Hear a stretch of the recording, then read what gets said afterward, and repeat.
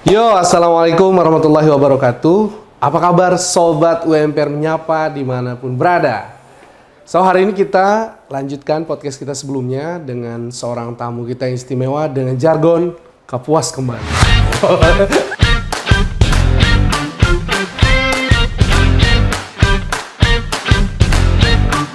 Tapi abang pernah nggak nyuci pakai sabun yang jenis deterjen tapi yang batangan? Gak pernah tak? Berarti Anda tidak semelarat kami.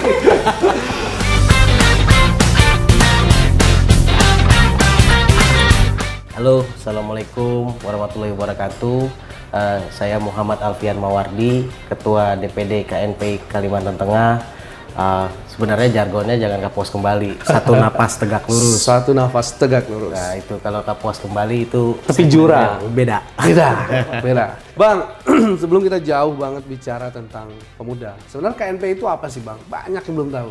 KNPI itu adalah namanya kan Komite Nasional Pemuda Indonesia. Oke. Jadi itu seperti wadah berkumpul, berhimpun para OKP itu organisasi kepemudaan yang berhimpun di sana. Itu tugasnya sebenarnya memberikan kalau secara intinya memberikan pelajaran dan lab bagi mereka yang ingin berdemokrasi dan turun ke politik. Nah, tapi di era saya itu saya rubah sedikit karena di bidang politik itu tidak mulu bidang politik yang kita lihat, karena sekarang itu saya pikir pemuda-pemuda ini pinter, di Kalteng nih pada pinter organisasi. Kalau ngomong ke organisasian pinter, tapi kalau kita tanya setelah organisasi dia mau jadi apa, pada bingung semua. Nah itu stigma yang pengen saya rubah. Jadi KNPI di era saya ini bagaimana KNPI ini mereka tuh bisa berdikari nantinya. Setelah ber-KNPI, setelah berorganisasi, mereka berdiri sendiri. Makanya kalau ada dengar KNPI Trainer, nah itu salah satu programnya membentuk mereka menjadi pengusaha-pengusaha muda di Indonesia, di Kalimantan Tengah. Oke. Ini kebetulan nih agak seret-seret suara nih. Siti mana Siti? Nah, kita nih punya tim Bang, namanya Siti. Siti ini masih single. Dia bantu kita di studio. Siti, kita adanya apa hari ini? Kopi ya? Cuma kopi ya? Kan setiap hari adanya memang kopi. Baik, wah manual lagi cara menyuguhnya kan? Gagap panas lagi. Terima kasih Siti. Siti. Aduh, sorry Bang, namanya Siti ini kan belum pengalaman kan? Ya, kita sambil santai. Kita Bang. minum ya. Oh, iya dong. Siap.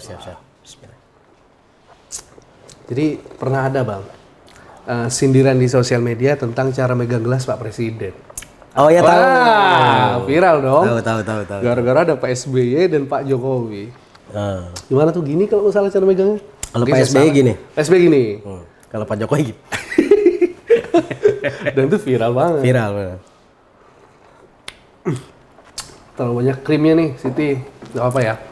Nah, Bang, itu kalau bicara KNPI di masa sekarang. Sebenarnya sebelum di KNPI, Abang ini di mana sih? Jujur nih Bang.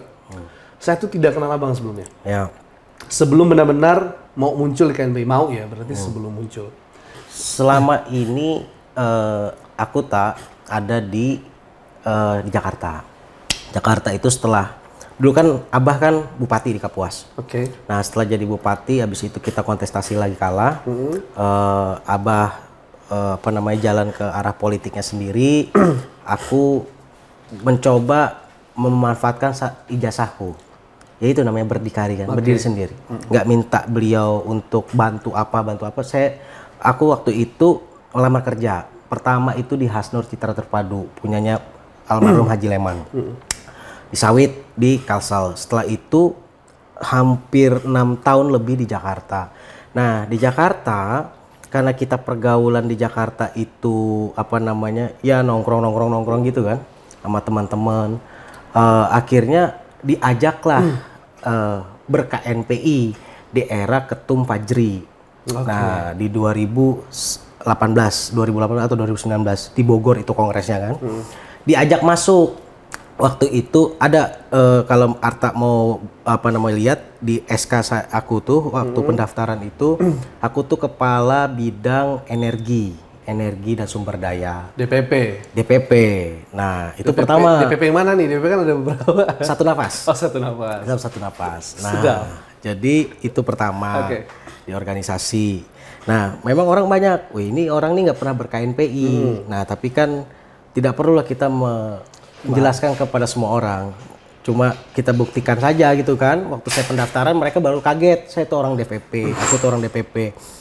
Selama 6 tahun itu memang berkarir kebanyakan profesional di Jakarta. Jadi legal, jadi license permit di sana. Nah, di Lala keliling Indonesia nih. Awalnya Palembang, habis itu Maluku Utara, Sulawesi Tenggara, Sultra. Terakhir ke Kalteng. Punya project namanya PLTU Kalteng 1 yang di Tumbang Kajue. Pembangkit listrik tenaga uap. Ya, itu. Kirain tenaga uang tadi kan. Itu yang aku kerjain. Akhirnya balik ke sini.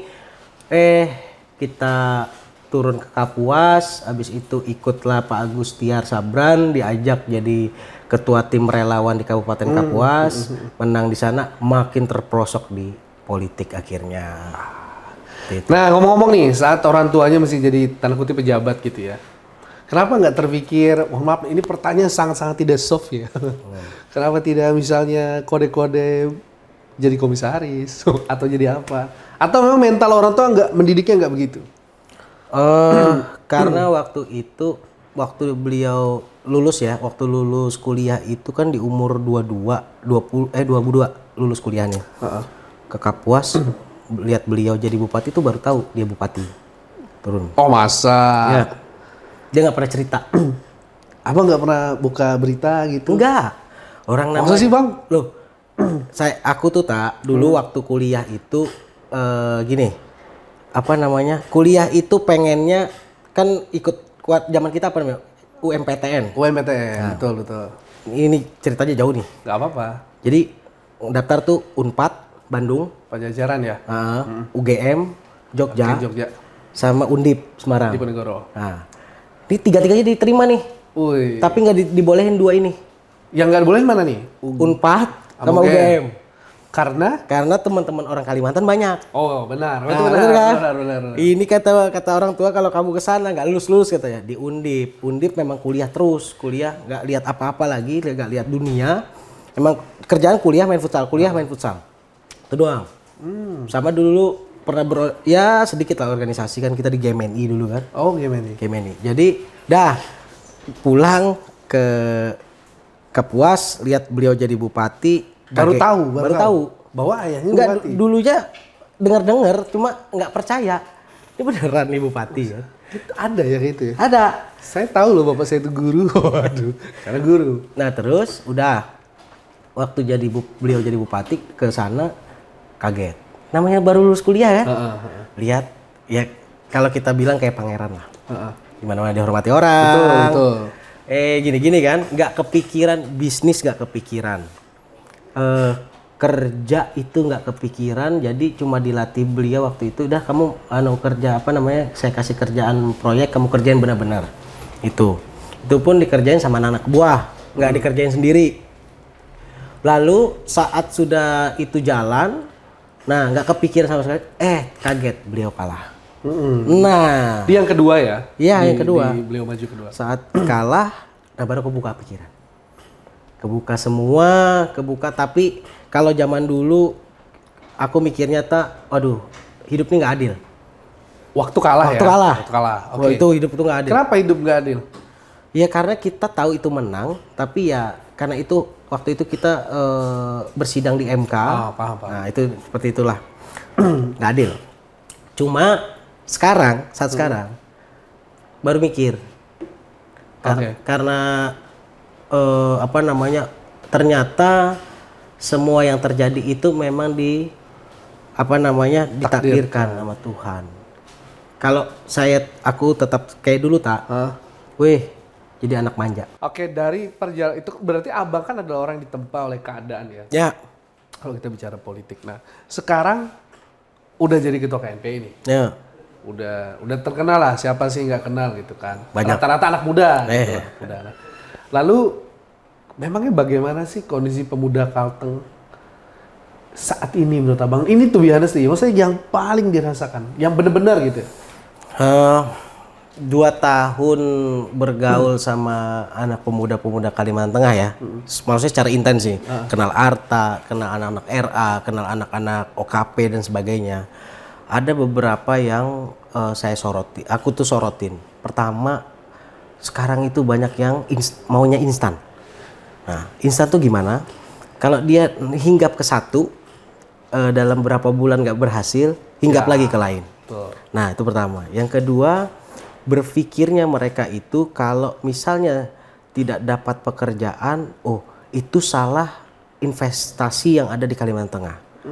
Tapi mereka tidak berpikir kenapa tidak dilibatkan di bidang misalnya perusahaan-perusahaan yang ada di Kalimantan Tengah. Ketiga, masih banyak yang berpikir ingin menjadi pencari kerja, bukan pencipta lapangan kerja. Nah, hal-hal seperti itu yang sering ya dari lingkungan kecil dulu lah berubah. Apalagi tanggung jawabku sekarang tuh jadi ketua KNP itu untuk merubah mindset pemuda-pemuda Kalimantan Tengah semua. Jadi setiap roadshow, ini kan udah beberapa kabupaten aku roadshow, termasuk daerahnya Arta, Sukamara kan. Food estate, swim estate. Wah, bangga dong. Jadi yang ku bilang, jangan pernah banyak orang melihat ya jelas Alfian itu sukses punya duit banyak gitu kan karena dia anak mantan bupati. Enggak. Aku tuh cerita dari Brasubau tuh aku tuh kerja sampai dianjing-anjingin sama bos, di bangsat-bangsatin, sudah semua. Jadi dari ini dulu dari kecil dulu merangkak aku tuh karir profesionalku tuh hampir 11 tahun 11 tahun. Wow. Ya, alhamdulillah terakhir di di PLTU itu kelasnya udah setingkat GM aku. Dalam 11 tahun berkarir. Ini GM bukannya merek helm ya, ini General Manager. General Manager. Biar nggak salah paham ini netizen kita. Jadi itu pertama masalah instan itu. Karena kalau semua mau instan nggak bisa. Tapi aku juga menyadari banyak kayak di YouTube dan sebagainya itu yang mengajari, oh kita nih sukses dalam umur 23, 24. Padahal dia nggak tahu orang tuanya tuh miliuner. Mana kita tahu kan? Betul sekali. Sepakat bang. Nah, sorry nih kalau kepotong. Rata-rata orang yang menjabat kalau saya dengar itu ngomongnya juga begini bang. Kita ingin SDM oriented bla bla. Tapi setelah kepemimpinan dia nyatanya nggak ada perubahan. Betul. Apa yang membedak? Apa yang membuat abang optimis bahwa era ini adalah keemasan KNP Kalteng dengan program yang didesain tadi? Program ini gini. Makanya aku tuh bilang sama Arta kan termasuk wakil ketua di KNP kan. Nah jadi aku selalu bilang sama kalian semua bahwa kita nggak usah banyak-banyak program. Cukup 3-4 program tapi itu nyata. KNP Trainer ini kalau dijalanin benar-benar itu pasti bakal membuka mata setidaknya sebagian besar pemuda Kalimantan Tengah bahwa jangan jadi pencari lapangan kerja. Jadi kita tuh pencipta lapangan kerja. Pertama itu. Kedua, ada roadshow namanya roadshow SMA yang mau kita lakukan. Di situ Di situ kita ngomong sama mereka semua. Kalian mau jadi apa? Gitu pertama. Yang kedua, kalian tahu nggak pembangunan provinsi pemerintah Kalimantan Tengah itu apa? Dan keinginan kalian tuh apa untuk pemerintah provinsi Kalimantan Tengah? Nah itu yang kita salurkan semua. Nggak usah banyak programku tuh. Karena kalau terlalu banyak program, nggak bakal kecapek. Betul. Yakin aku. 3 tahun doang waktunya kita nih. 3 tahun itu pun terpotong 2024. Nah, belum kapuas kembali kan? Waduh. Menjelang pemilihan itu kan ada, kita viral banget tuh. Luar biasa. Nah, waktu itu apa sih dinamika yang dirasakan dan menyangka nggak bakal begitu dinamikanya itu? Sebenarnya kalau di pusat juga seperti itu. Cuma tidak menyangka di sini luar biasa. Arta tak tahu lah. Kalau pas aku mau nyalon itu kan banyak yang antipati dengan kehadiran bukan kita sih, mau keceplosan kita tadi, kehadiranku tadi untuk mencalon di KNPI. Siap, kan? Ini lagi pura-pura nggak tahu. Jadi ya pada intinya ada sebagian orang yang berpikir KNPI itu milik satu golongan. Sedangkan KNPI ini bukan cuma milik satu golongan. Mereka ini KNPI wadah berhimpun semuanya. Ada Muhammadiyah, ada NU, ada sayap-sayap partai dan sebagainya. Ada Cipayung Plus. Nah, aku jadi yakin maju itu karena Cipayung Plus itu bulat ke aku kecuali HMI waktu itu ya. Masih dinamikanya panjang waktu itu. Itu Lalu yang kedua, dinamika itu tuh memang luar biasa karena aku dianggap orang baru. Orang baru yang maksudnya baru beberapa tahun, maksudnya beberapa tahun di Kalteng. Sebenarnya kalau secara tinggal udah lama gitu loh, tapi yang bergaul secara politik kan baru gitu kan. Nah itu, cuma walaupun mereka seperti, maksudnya ada yang antipati dan sebagainya, semua di KNPR tahu, kita rangkul. Lawan dulu kontestasi kita rangkul. Jadi teman demokrasi itu adalah lawan dalam politik. Ya. Karena berteman dalam demokrasi. Nah, Bang, ini yang menjadi pertanyaan orang sih. Stigma tentang pemerintah itu kan kadang apa ya, ini batuk dikit, tidak selamanya positif, negatif. Sementara KNPI adalah organisasi mitra nih, plus program abang tadi kan kayak menjembatani, menyampaikan informasi pembangunan, terus menyerap aspirasi. Apa nggak takut nanti dikira sebagai corong pemerintah untuk membungkam hal-hal negatif yang ada di pemerintah agar masyarakat tidak komplain? KNPI itu adalah bukan mitra, kita vertikal dengan pemerintah. Organisasi kita nih, kita dapat dana hibah dari pemerintah, itu kan. Nah, bukan kita menjadi maksudnya pembendung para pemuda untuk misalnya kritis kan. Cuma gini, aku ngebangun gini aku lihat kebanyakan orang tuh pinter ngeritik tapi tidak pinter mengapresiasi. Nah, itu yang mau kurubah. Maksudnya gimana Jadi kayak misalnya ini loh program pemerintah yang sudah dibangun, kalian harus apresiasi. Apa yang kalian kritik misalnya, Bang, kita minta A, B, C, D. Itu jangan, maksudku gini, KNPI hadir untuk jembatan itu, kita sampaikan dulu ke pemerintah. Nah, bagaimana caranya kita kawal pemerintah seperti itu. Nah, KNPI itu hadir seperti itu, fungsinya itu seperti itu, bukan kita membiarkan mereka untuk turun di jalan dan protes kepada pemerintah. Turun di jalan nggak ada salahnya Nih, salah satu yang kuajarin waktu kita Edi Mulyadi. Oke, yang kemarin yang ricuh Ibu Kota Negara. Nah, itu kan banyak yang ngajak KNPI untuk turun di jalan, untuk protes. Kuajarinnya caranya beda Ku bilang sama anak-anak, bikin laporan. Kita langsung ke kepolisian, ke Polda, lapor itu ke cybercrime. Terus kita bikin press release. Kenapa? Itu lebih elegan. Kita nih pemuda. Kita tuh, ayolah, kita jangan apa-apa turun ke jalan. Kita gunakan jalur yang benar. Kita percayakan proses itu ke jalur hukum. Karena kita negara-negara hukum. Seperti itu Jadi maksud beliau itu, bagian mana pemerintah yang on the track, kita apresiasi. Yes. Tapi bagian mana yang misalnya menurut banyak orang agak terlalu kurang pas, itu kita kritisi, kita ingat. Kita ingatkan nih pemerintah lagi agak kurang pas nih. Nah, saya pengen balik ke KNPPreneur. Itu real konsepnya kayak gimana sih Bang? Maksudnya ini kan bukan semata jargon, tapi ada langkah-langkah teknis terkait program itu. Itu apa? KNPPreneur itu apa bentuk konkretnya? KNPPreneur itu nanti bentuknya satgas. Dia punya tim. Tim ini nanti pertama penjaringan investor. Investor itu apa? Stakeholder yang ada di Kalimantan Tengah. Perusahaan-perusahaan kita lebih dari 100 di Kalimantan Tengah. Nah, pertama langkah konkretnya kita udah suratin Dinas Pertambangan, Dinas Perkebunan, Dinas Kehutanan, minta audiensi sama perusahaan-perusahaan yang ada di Kalimantan Tengah. Nah, setelah kita audiensi itu bukan audiensi gini kita menyerahkan proposal sudah, bukan. Kita konsepnya itu setelah kita audiensi kita akan datengin misalnya beberapa perusahaan yang bersedia, kita presentasi apa sih KNPPreneur itu? Nah, itu kita presentasi secara profesional karena aku bekas di perusahaan, aku tahu mereka tuh mau ngasih dana CSR untuk kepemudaan tapi jelas penggunaannya jelas, kegiatannya jelas, jangan cuma proposal habis itu udah clear kan.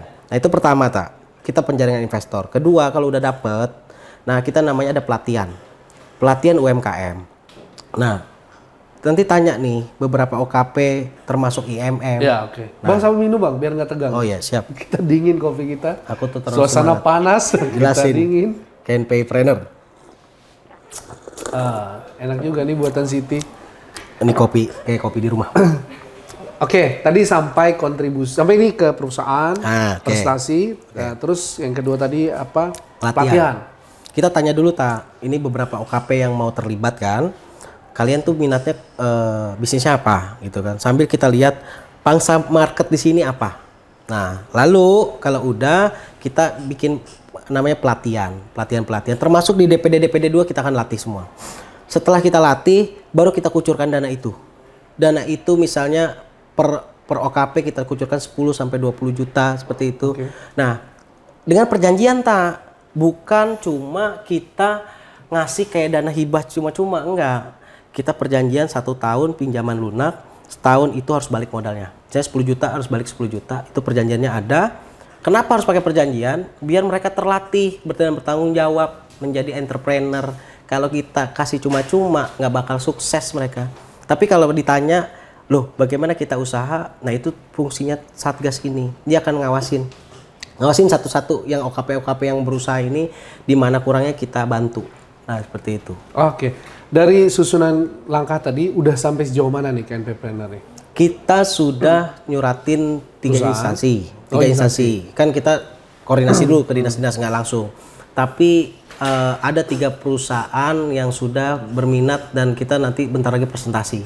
Oh, keren. Kayaknya ini akan jadi warna baru gitu. Bang, katanya dulu abang tuh pernah sekolah di sekolah Muhammadiyah ya? Di mana tuh bang? Ya, dulu pernah di SMP Muhammadiyah di Banjarbaru selama setahun. Karena waktu itu pindah. Kebetulan kita nih anak nakal dulu.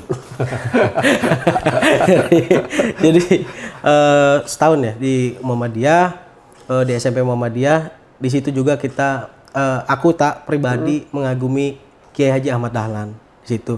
Apalagi waktu itu ada filmnya kan? Ada. Nah, itu makin mengagumi, maksudnya konsep beliau secara bukan ini ya, secara keislaman dan sebagainya itu, secara budaya dan sebagainya itu luar biasa.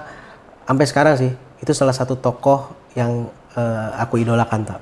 Kamu inspirasi gitu bang? Inspirasi. Bang, ada nggak nih pesan buat anak-anak Universitas Muhammadiyah Palangkaraya?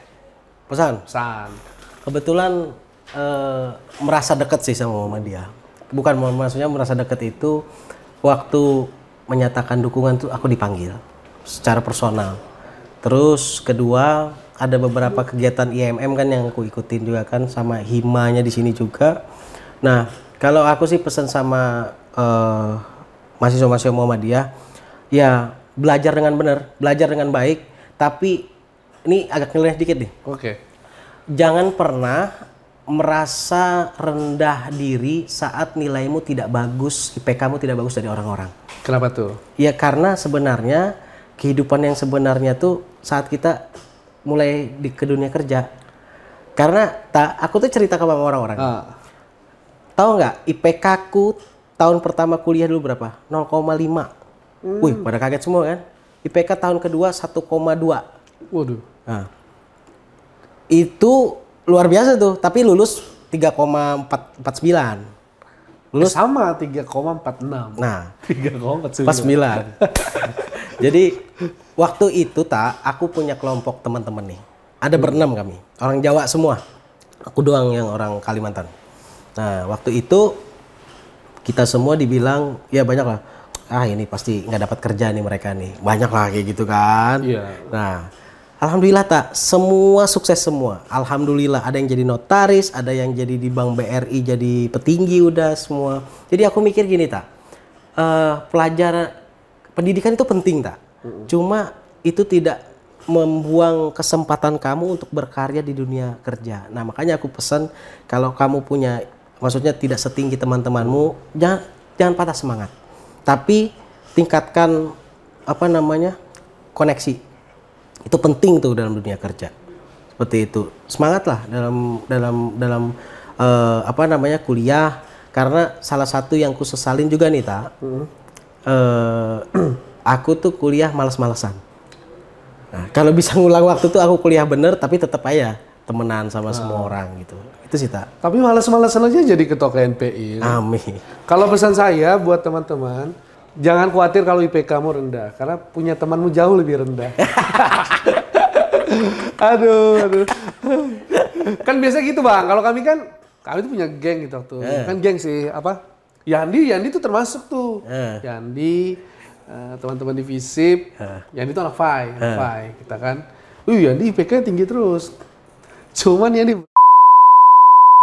jangan. Aduh. Nah, yang berikutnya bang, terakhir. berbicara tentang Kalteng masih akan datang. Apa sih Kalteng yang diharapkan? Kalau yang kuharapkan gini, tak. Pertama, kita tuh punya sumber daya alam yang luar biasa. Itu bagaimana itu dimanfaatkan benar-benar untuk pembangunan Kalimantan Tengah. Apa pembangunannya, kita harus perjuangkan namanya pembagian royalti itu secara profesional. Selama ini pembagian royalti itu banyak ke pusat dibanding ke daerah penghasil. Nah itu yang harus kita perjuangkan. Semua harus kompak memperjuangkan ini, tak. Karena apa, tak? Masih banyak jalan-jalan yang luar biasa rusak, apalagi ke kampungnya Harta di Sukamara. Udah lihat tuh, padahal luar biasa, tak. Potensi Kalimantan Tengah tuh luar biasa. Yang kedua, harapanku, tak, banyak pemuda-pemuda yang menjadi pengusaha-pengusaha kecil, pengusaha-pengusaha UMKM entrepreneur. Aku selalu bilang sama mereka, sukses itu bukan kalian punya mobil, punya rumah, atau harta yang berlimpah, punya jet pribadi, enggak. Tapi sukses itu adalah saat kalian berdiri di kaki sendiri, bisa membiayai orang-orang yang kalian sayang dan berguna untuk sekeliling kalian. Itu aja. Nggak perlu, karena orang jadi orang kaya tuh nggak selamanya nikmat, tidur jadi jarang. Abang kan belum pernah merasa jadi orang susah. Wah, kalau kami belum pernah jadi orang kaya. Wah, ini kan yang Anda inginkan. Wah. Terus bang. Pernah jadi orang susah kan? Ya, pernah. Sesusah apa? Sesusah apa? Abang pernah nggak waktu kuliah tuh yang yang sabun abang mau habis dikasih air? Pernah. Nih, aku dulu makanya aku bilang aku nggak tahu, nggak percaya Abah tuh jadi bupati karena tiap hari kita punya rice cooker di kamar tuh punya rice cooker sendiri. Nah, kita masak nasi kan. Aku tuh beli namanya soto Lamongan. Yang kuning itu kan. Nah, aku beli habis kuliah tuh biasa aku beli itu makan untuk 2 kali, gitu ya. Malamnya cuma makan kuahnya aja sama nasi. Sampai segitunya, tak. Kedua, aku dilatih itu nggak ada namanya duit tiket buat pulang. Gimana caranya? Aku dulu waktu zaman kita lah, mungkin Arta tahu juga. Ada namanya Kaskus. Tahu kan? Tahu. Nah itu kan jual HP BlackBerry BM. Itu ku crop, ku taruh di Facebook, ku jualan, tak. Kasihan Anda ya. Iya. Ini anak bupati yang tidak terlalu kaya waktu itu. Tapi abang pernah nggak nyuci pakai sabun yang jenis deterjen tapi yang batangan? Nah, nggak pernah. Nah, saya lebih melarat dari Anda. Nggak pernah. Wah, kalau kami. Terus ada lagi bang, kesusahan itu apa ya? Abang pernah nggak beli sampo pakai uang koin yang 500 gitu supaya dapat 2 saset atau 1 saset ke warung? Nggak pernah, tak. Berarti Anda tidak semelarat kami. Oke teman-teman, itulah obrolan kita hari ini. Terima kasih banyak bang, waktunya kita baik bercanda sebenarnya. Ya. Tapi ada pesan sih dalamnya. Kalau saya berpesan kepada penguasa bahwa kita perlu berfokus pada SDM oriented. Karena kita terus sibuk membangun infrastruktur. Penguasa yang mana nih? Silakan diartikan. Bang, pesan terakhir bang. Pesan terakhir dari saya Ketua DPD KNPI Kalimantan Tengah. Ayo para pemuda bangun. Sudah saatnya kita bekerja berdiri di kaki sendiri. Ayo ini udah terbuka peluangnya. Ayo kita sama-sama menjadi entrepreneur muda. Bagaimana caranya? Kalian punya abang. Abang ini adalah abang dari pemuda-pemuda yang ada di Kalimantan Tengah. Mau diskusi, mau apa? Ayo kita sama-sama. Kita sama-sama berjuang. Abang perjuangkan anggaran, abang perjuangkan pelatihan KNPI Planner bagaimana. Kalian kalau percaya, ayo ikutin. Jangan percaya dengan hal-hal yang instan, karena di dunia ini yang instan itu tidak ada kecuali mie instan. Wah, boleh sekali. Oke. Terima kasih, kita udah di penghujung acara dan nanti kasih komen kita undang siapa lagi supaya kampus kita semakin dikenali dan konten kita semakin bermanfaat. Kami akhiri. Wassalamualaikum warahmatullahi wabarakatuh. Waalaikumsalam. Thank you, Bang.